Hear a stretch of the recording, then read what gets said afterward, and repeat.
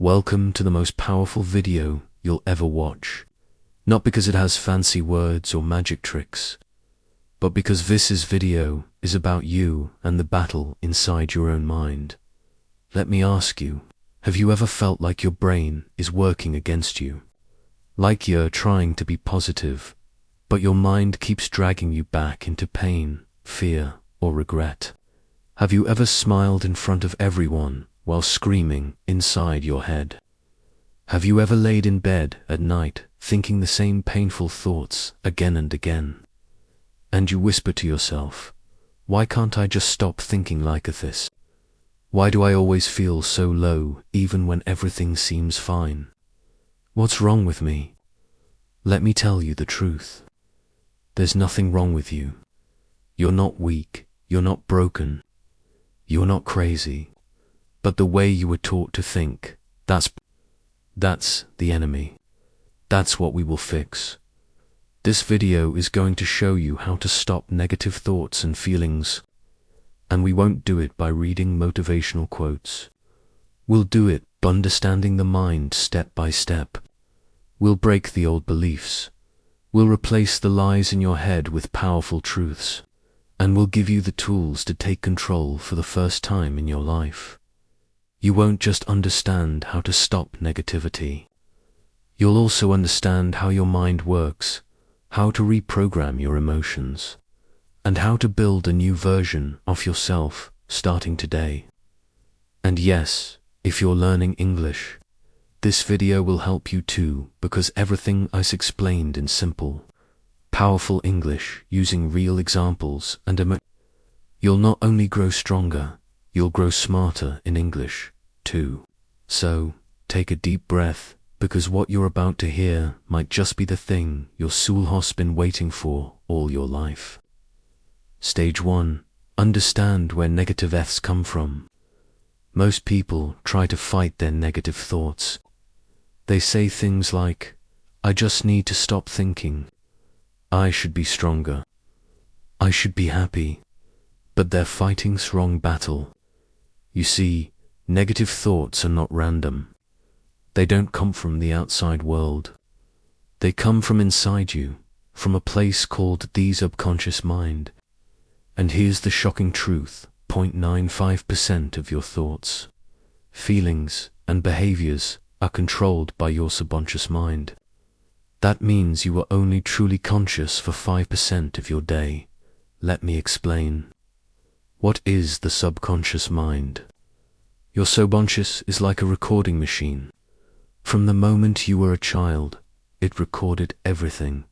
The way your parents talked to you, the way your teacher reacted when you made a mistake, the way people treated you when you failed, the fear in your mother's eyes when there was no money, the pain of being laughed at, ignored, or rejected.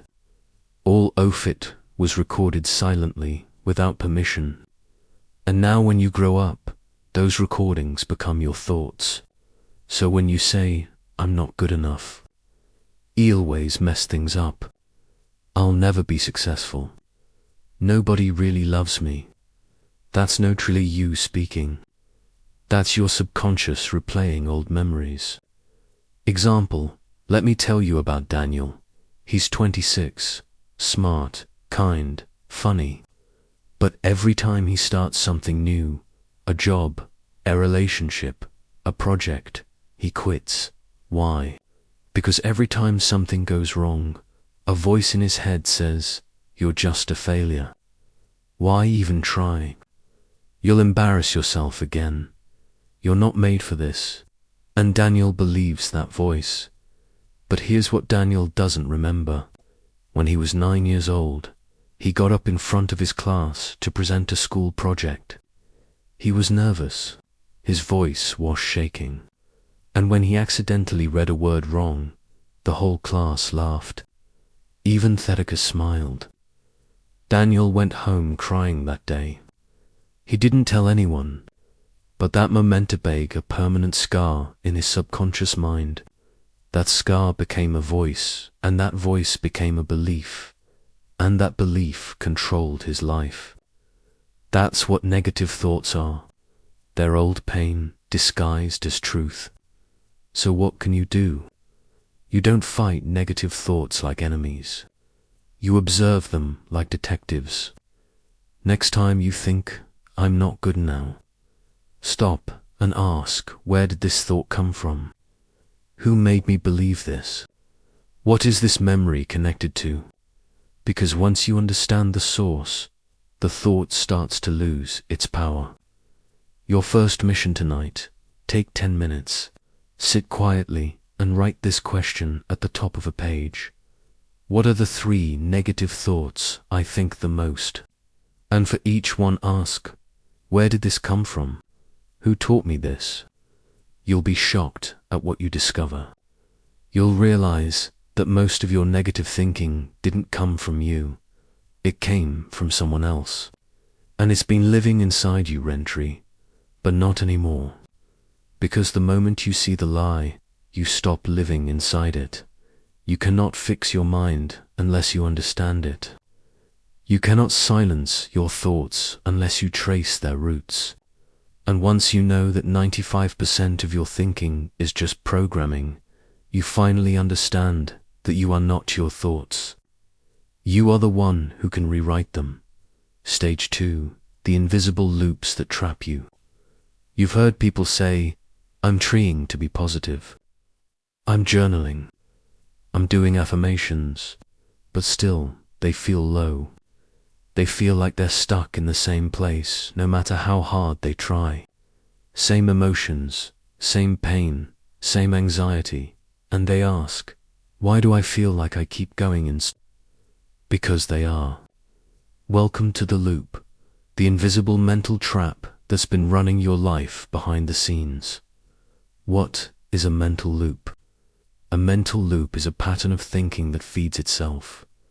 It's like a song stuck in your head. No matter what you do, it comes back. You try to ignore it, it gets louder. You try to fight it, it fights harder. Let's understand the loop. Trigger. Something small happens. You get ignored. You make a mistake. You see someone else doing better. It triggers a familiar emotion. Insecurity, fear, guilt, thought. Your mind pulls up an old belief. I'm not good enough. They didn't care about me. I always mess things up. Emotion, you feel pain again. You feel shame. You feel anger. You feel fear. Reaction, you do something negative. You isolate. You overthink. You scroll endlessly. You eat junk. You cry quietly. Guilt and shame. You feel worse. Why did I react like that again? Why can't I control myself? And now you feel even weaker. That feeling becomes the new trigger. And the loop starts again. You wake up already. You open social media already comparing. You make one small mistake and suddenly your whole day feels ruined. You feel guilty for being negative. You feel weak for being sad. You feel ashamed for not healing. And the worst part, the more you try to escape the loop, the tighter it pulls you in because you're not escaping, you're resisting. And what you resist persists. Let me tell you about Amira, a 4-year-old university student, bright, beautiful soul. But she was trapped in the darkest loop you can imagine. Here's what her day looked like. Wake, opened look in the mirror. My face looks tired. Why am I so ugly? Go to university and see others laughing together. Why don't I have friends like that? Maybe I'm just not likable. Try to focus in class, but one small mistake in front of others. Great. Now they think I'm stupid. Go home, open Instagram. She's so pretty. She's so confident. Look at her boyfriend. Lay in bed at night and cry, but quietly. So no one is. And here's what's tragic. None of these things were real threats. They were mental traps. But Amamera's loop was so tight, she didn't even realize it was a loop. She thought it was reality. The loop makes you believe that the pain is your fault. It makes you feel ashamed of being emotional, guilty for feeling broken, weak for needing help. So instead of escaping the loop, you build a home inside it. You start saying, "This is just who I am. I'm just a negative person. I'll always be like this." And that is how people stay stuck for years.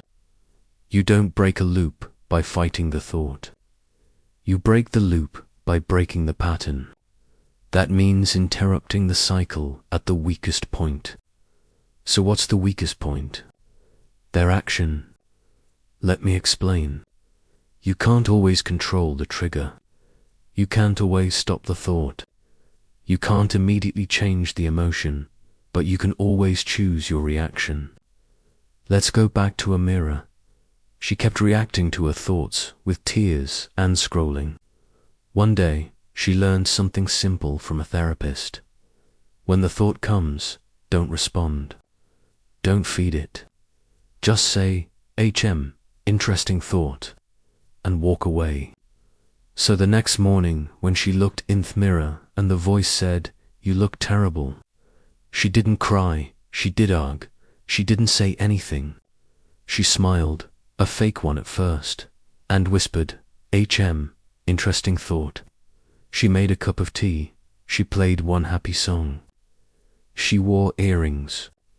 She went to class and made eye contact with someone. She said, "Hi." That day, Thela broke.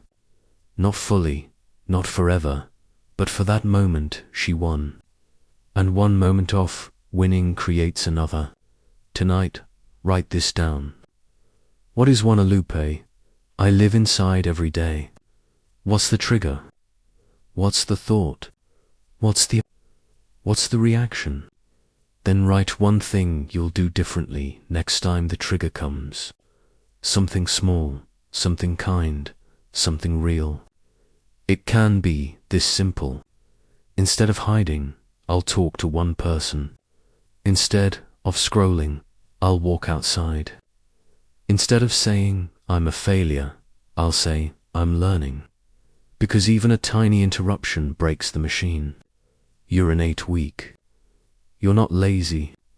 You're not doomed. You're just trapped in a pattern, a loop. You didn't even realize, but now you know. And knowing is power. Because when you can see the loop, you can step out of it. Stage 3. Stop feeding the enemy inside. Most people are trying to stop negative thoughts, while at the same time they're feeding the very things that It's like drinking poison every morning and wondering why you feel sick all day. Let me say this clearly. You cannot heal your mind if you keep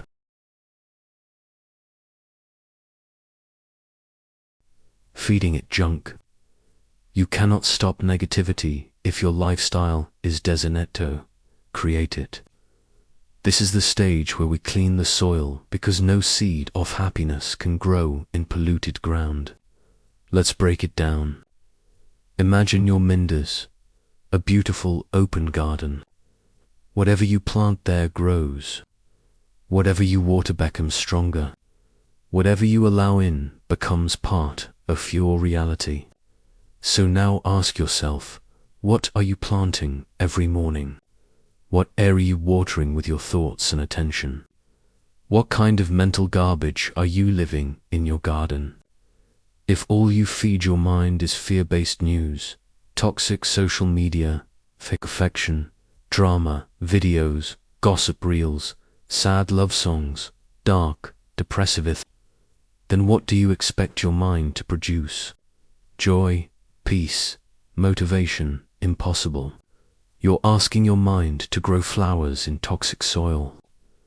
Let me show you a metaphor that will hit you hard. Imagine there's a room with a giant black mirror on the wall, and every morning you go into this room and stand in front of that mirror. But here's the catch. This mirror doesn't show your real face. It shows your biggest insecurity. It magnifies your worst fear.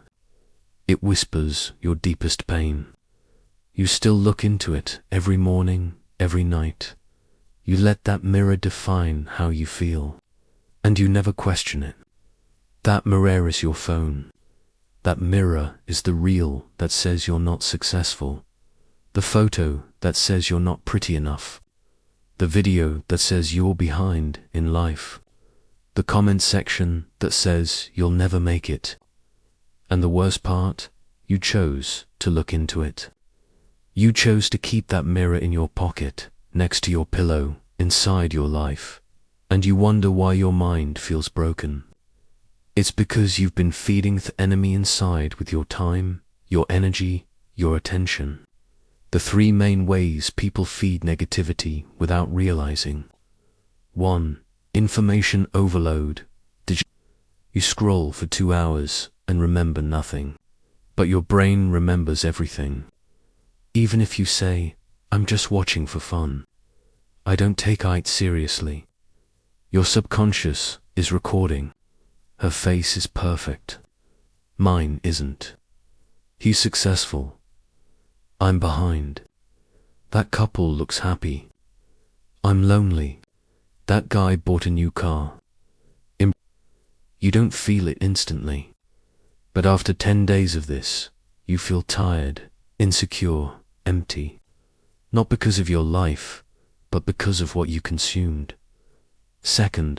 Toxic repetition. Songs, reels, drama. Music is powerful, but what are you repeating into your head? You broke my heart.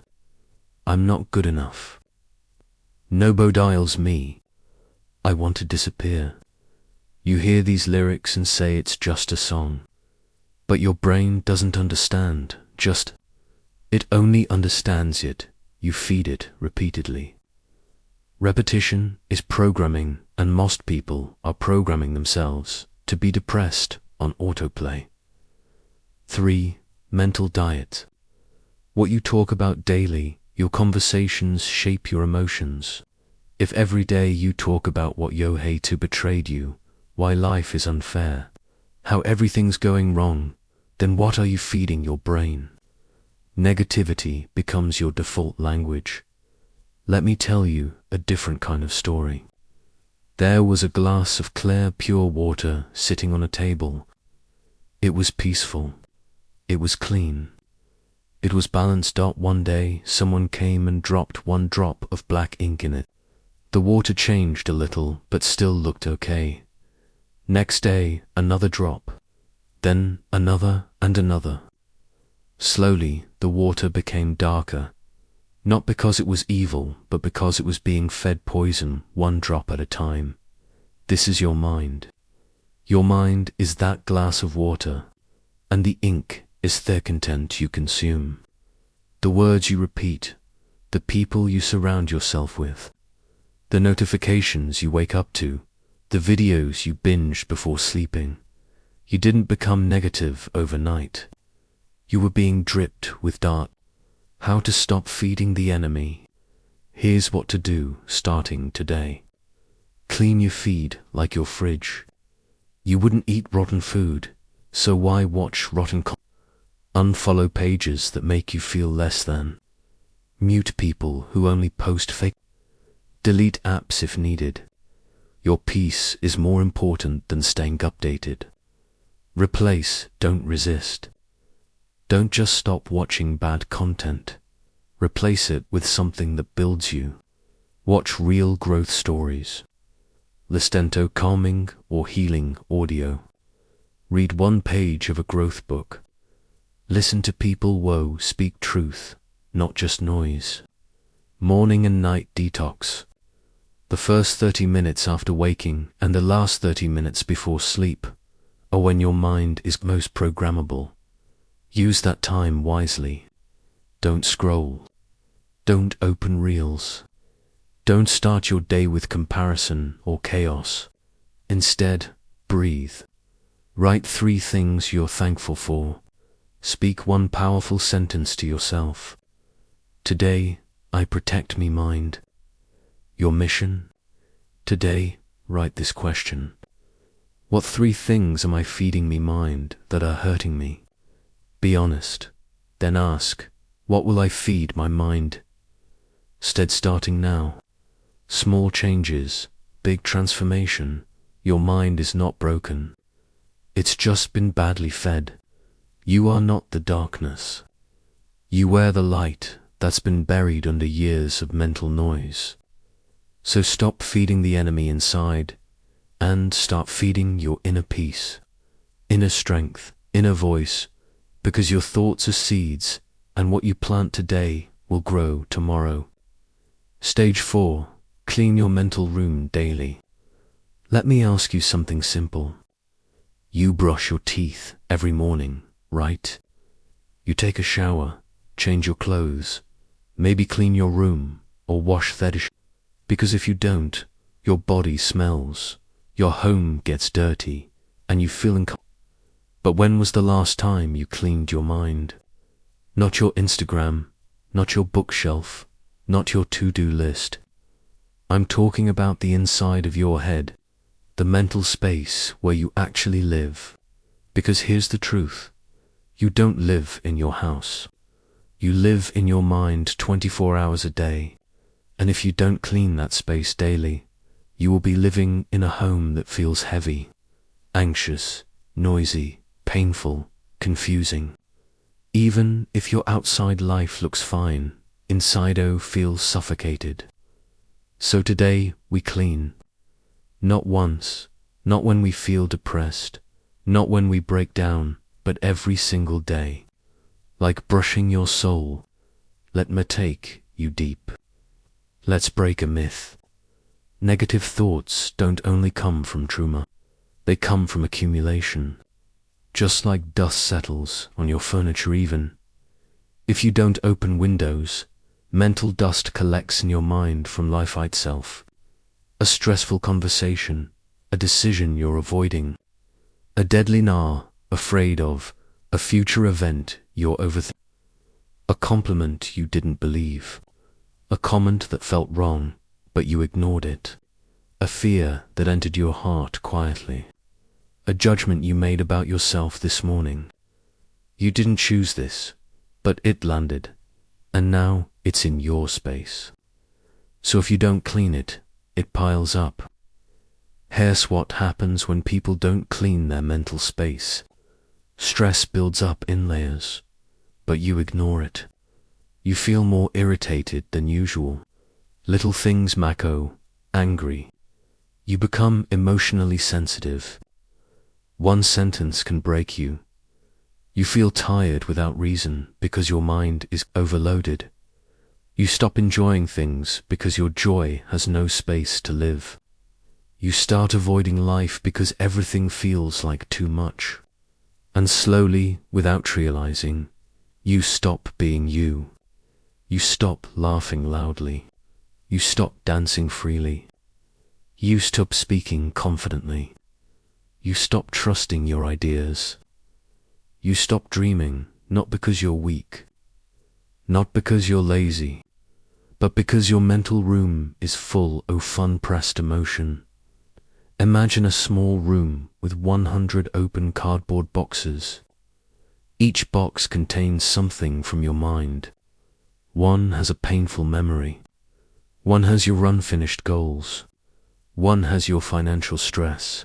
One has a conversation One has your fear of rejection. One has a thought you had at 3 a.m. One has higher guilt. One has your secrets. Now imagine trying to sit and relax in thought room. You can't. There's no space to breathe. This is what your mind becomes when you never pause to clean it. Here are 6 powerful, fresh, non-repetitive daily practices to clean your mental room. They require no app, no therapist, no external help. Only you, your intention, and your inner. 1. The thought shelf method. Mental thoughts aside. When your mind is overwhelmed, you don't need to solve a very problem immediately. You just need to make space. So imagine your mind as a and when a thought keeps repeating, you gently say, "This doesn't need to be solved right now. I'll place it on the shelf. It'll wait." You're not ignoring the thought. You're giving it a home so it doesn't float around. This stops your mind from replaying the same thoughts over and over, like Abracan CD, 2, temperature check, emotional awareness reset. Once a day, maybe at 400 p.m., pause and ask yourself, what am I feeling right now? Where do I feel it in my body? Why might I be feeling this? Even if the answer is, I don't know, you're still becoming aware. An awareness cleans. Do this every day, like checking the weather before leaving home. You'll be shocked how much you've been holding in silence. 3. The one-word dump. You don't always need to write long journals. Sometimes just one word is enough. Trithus, before sleeping. Write one word that describes your emotion today. Heavy, rushed, lonely, hopeful, frustrated. Doing this helps you identify your emotional clutter, because once you can name it, you can clean it for 3-minute mental walkthrough. This is one of the most powerful cleansing tools. Almost no one uses it. Every evening, close your eyes and mentally walk through your entire day. See yourself waking up, walking to the bathroom. What were you thinking? What emotions did you feel during breakfast? Did someone say something that stuck in your mind? Where did your mood shift? This is not about overthinking. It's about noticing, because when you notice, you release. When you name it, you drain it. Even 3 minutes of this can unload more emotional weight than hours of advice. 5. Speak to yourself like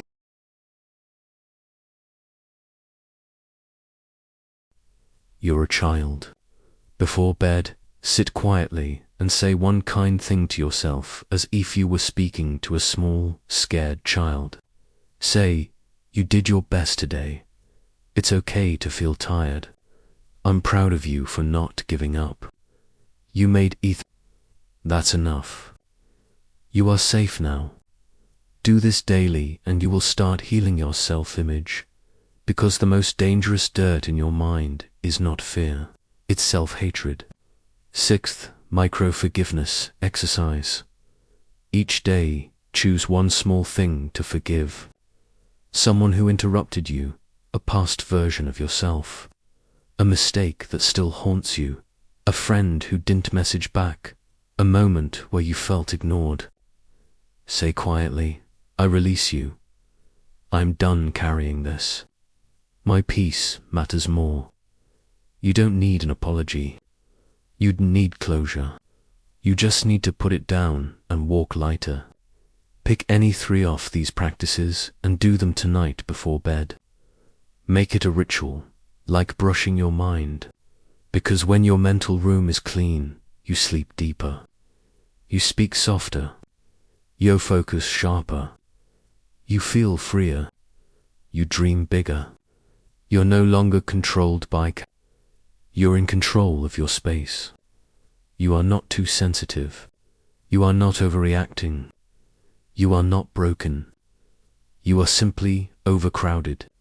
And when something is too full, even a feather can break it. So make cleaning your mind a daily ritual, not when you collapse, not when you cry, not when life forces you. Do it before it's too late. Do it because you deserve clarity. Do it because peace is not it's a habit. Stage 5. Replace, don't fight. Let me start with this truth.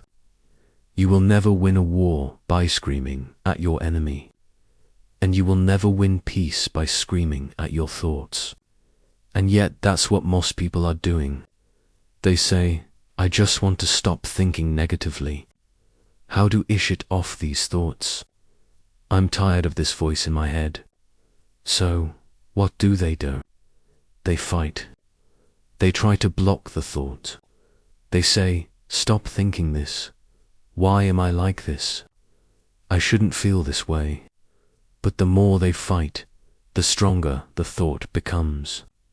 Why? Because you can't fight a thought with force. You can only win by replacing it. Let me explain everything in the deepest way possible. Why fighting negative thoughts never works.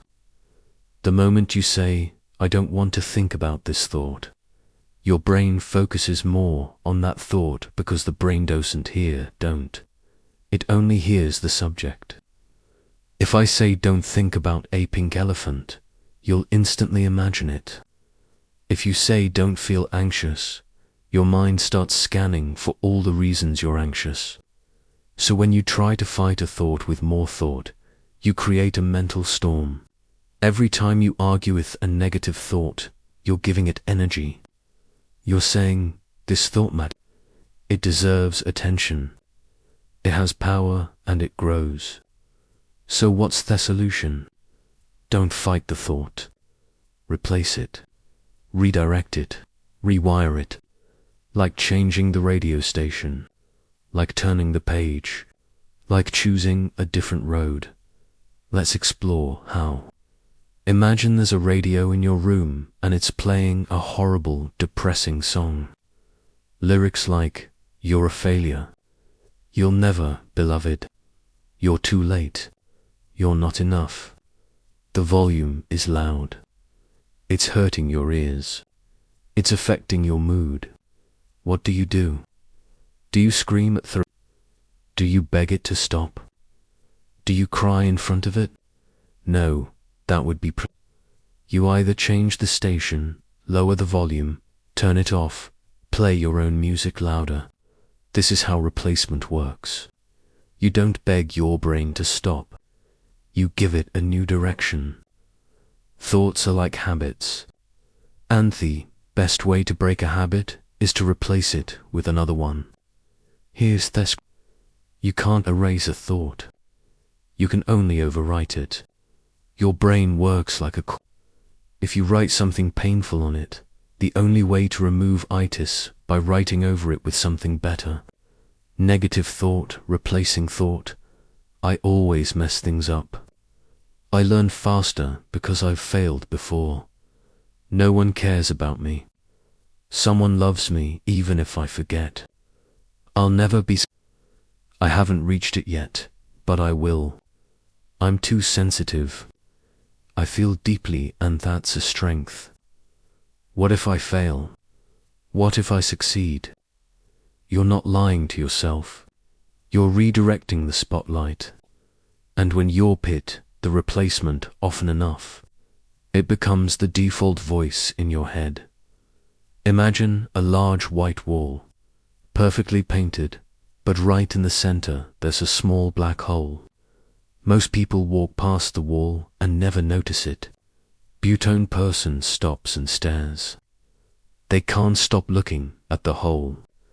They ignorate beauty of the wall. They start thinking, why is there a hole? Will it get bigger? Did I do something to cause it? I hate this hole. Soon that small black hole becomes their entire world. But the hole never changed. Their focus did. This is how negative thoughts work. They're tiny holes in a wall of beauty. But if you focus on them long enough, they become your entire reality. You don't need to fix the hole. You need to step back and see the whole wall. That's what replacing thoughts does. It pulls you away from the hole and shows you the bigger picture again. These methods are not affirmations. They are replacement tools backed by real brain, science and habit rewiring. The reversal technique. Flip the fear. When a scary or painful thought comes, ask, what's the opposite truth that could also be real? Example, I'll probably fail this interview. I might surprise myself and do better than I expect. You're not lying. You're giving your brain a new option to consider that creates hope and irradiates fear. The so what method. Cut the drama. Many negative thoughts are dramatic. What if I say something wrong? What if illos this chance? Instead of feeding the panic, say, so what if I do? Would I still be alive? Could I still grow? Would I still matter? This reduces the emotional weight and makes space for logic. The upgrade method version 2.0 thinking. When a negative thought appears, imagine you're updating your brain software. You're not deleting anything, just installing a better version. Original. I can't do this. Update. I'm figuring it out. Original. I'm not ready. Update. I'm becoming more ready every day. This makes your brain feel safe. While moving forward, write down the 3 most common negative thoughts you've had this week. Then write down one powerful pleasant for each one. Put them on a sticky note. Say them every morning. And repeat them anytime the old thoughts try to come back, because your brain believes what it hears often. Train it. Don't fight it. You were not born to live with a storm inside your head, but you cannot stop that storm by screaming at it. You can only change the weather by changing the forecast. That means replacing fear with possibility, replacing shame with growth, replacing doubt with progress. Because your mind is not broken. It's just been playing the same tape for too long, and now it's time to change the music. Stage 6. Talk to yourself like someone you love. Let's begin with a pain. If someone else talked to you the way you talk to yourself, would you still be friends with them? Think about it. What kind of words do you say to yourself when you fail? You make a mistake. You forget something. You feel tired, Yokri. You get rejected. You don't say, it's okay. You're human. You'll try again. No, you say, you're so stupid. Why do you always mess things up? No, but you're such a burden. I hate myself sometimes. I'll never get it right. And the tragedy is, if someone else said that to you, even once, you'd probably walk away. But you say it to yourself every day, and you can't walk away from your own mind. So what happens? You live inside a house where you're constantly verbally abused by your own voice. Most people have an inner critic, but for some, it becomes an inner bully. That voice does not guide. It attacks. It says, you're out. You're not as good as them. You're weak. You're ugly. You're lazy. You deserve to be alone. Now, imagine this scenario.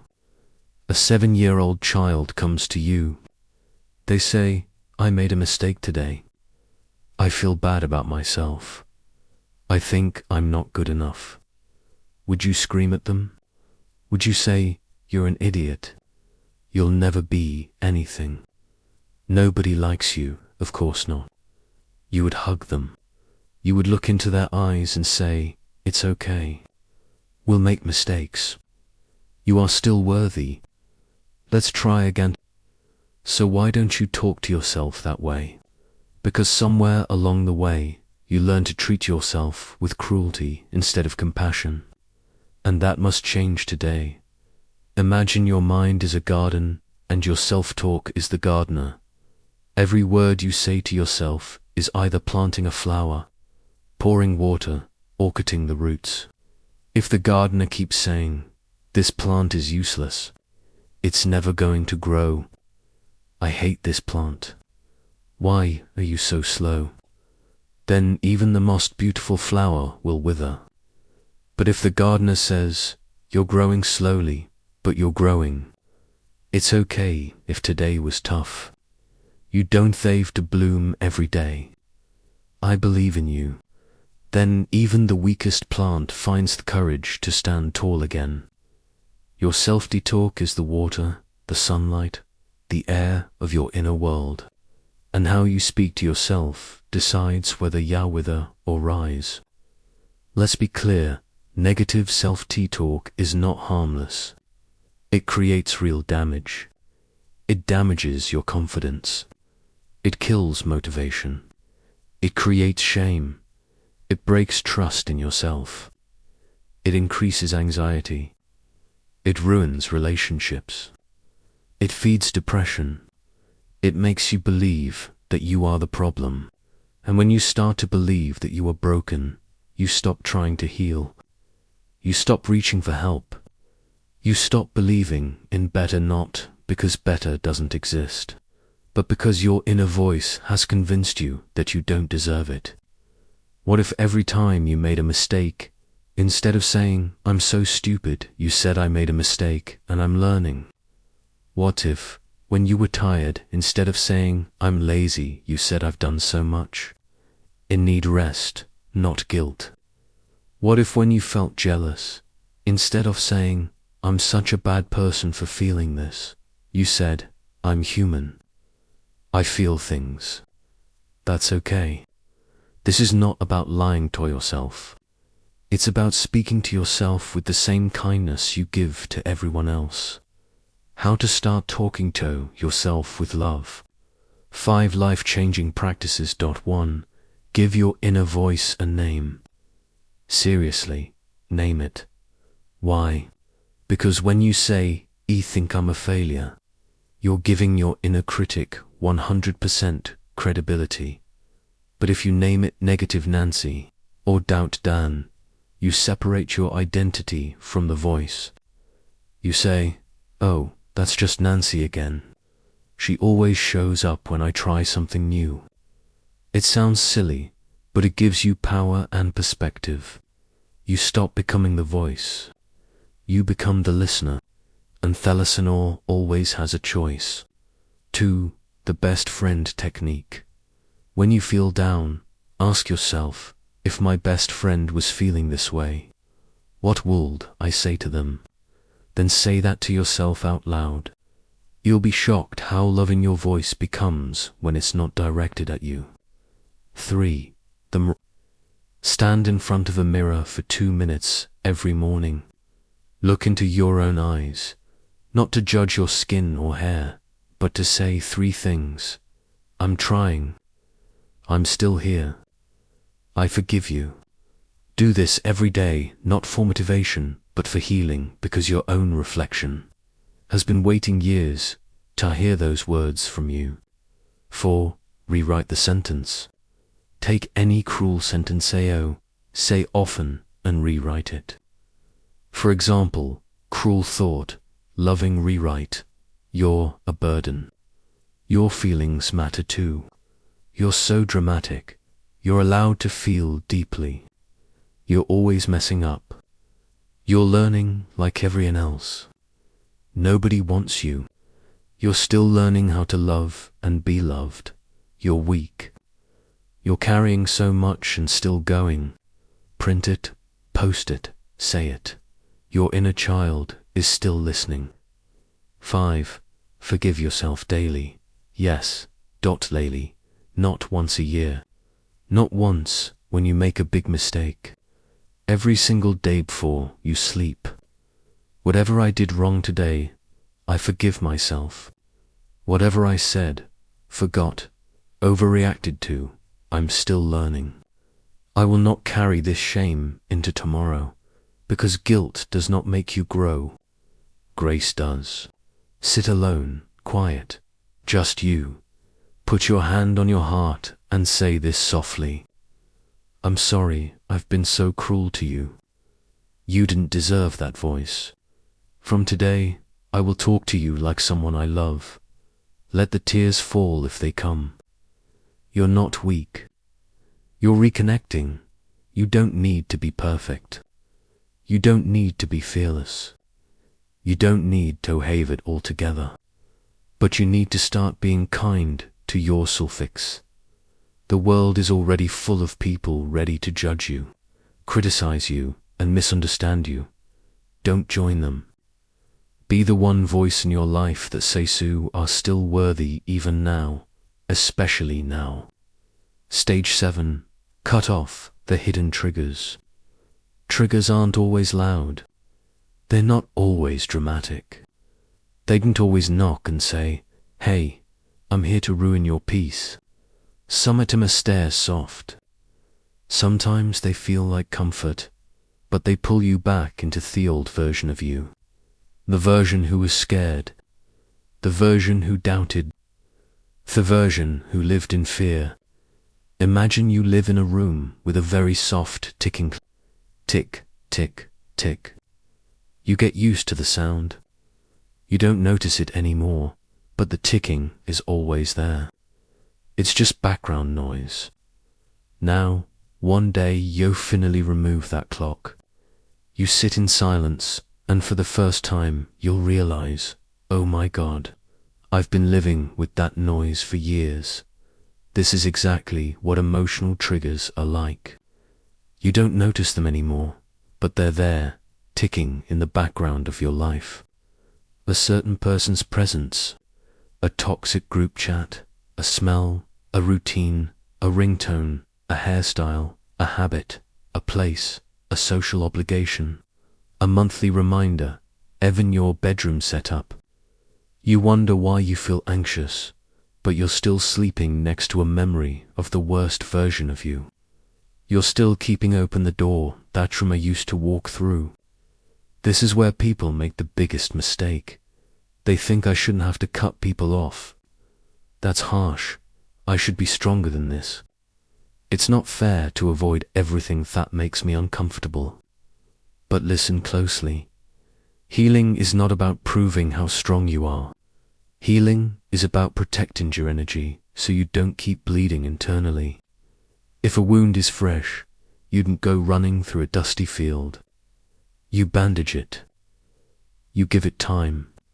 You avoid what could infect it, what you might need to cut off, the nice but draining friend. They don't insult you. They don't attack you. But every time you talk, you leave feeling smaller. They subtly compete. They dismiss your... They always bring up your past. Let them go. The image in your head that says, I should be doing better by now. I should be more successful. I should be married. I should be happy. That voice isn't motivation. It's a disguised mental whip. Cut it off. Not your dreams, just your timeline, your emotional home. Some people live in anger, not because they like it, but because it's familiar. Some live in sadness, some in fear, some in guilt. It's what they know. It's where they return every time something goes wrong. You need to build a new emotional home. Start asking, what emotion do I default to when I'm overwhelmed? Then ask, who taught me that emotion was normal? You'll often find it wasn't even yours. It was passed down, given to you. You were just renting it for so long, you forgot you could move out. Write a list tailored things that silently pull me back into darkness. Then write 3 columns. What is it? Why does it affect me? What will I do to protect myself from it? Don't feel guilty. This isn't rejection. It's self-respect. You can't become the next version of you if you keep entertaining the people, patterns, and places that made you question your worth. You're not weak for needing space. You're wise for choosing peace over pride. You don't owe the past another visit. You owe your future a better foundation. If a plant isn't growing, you don't blame the seed. You change the environment. You protect what's blooming. And now that you've done the work of removing the darkness, it's time to do the most powerful thing of all. Turn your pain into power. Stage 8. Turn pain into power. Let's end this REs with the most emotional and unforgettable stage. Because if you're watching this, you've been through some... You've cried quietly. You've questioned your value. You've battled storms no one saw. You've tried to be strong for everyone else, even when you were breaking inside. But now it's time to take everything you've survived and use it. You've been told, let it go, move on. Forget about it. Don't think about the past. But healing doesn't mean forgetting. Healing means finding meaning inside what broke you. It means saying "That at me, but I'm still standing, and I will build something powerful from this." Pain doesn't have to be the villain of your story. Pain can become the starting point of your transformation. There's a beautiful Japanese art, called when a ceramic bowl breaks, they don't throw it away. They don't try to hit any cracks. Instead, they repair it using gold. Yes, real gold. They filled cracks with golden lacquer. So now the bowl is more valuable, more beautiful, and stronger because it was broken. Your pain is the gold. Every tear you've cried, every lonely night, every betrayal, every fear, every fall.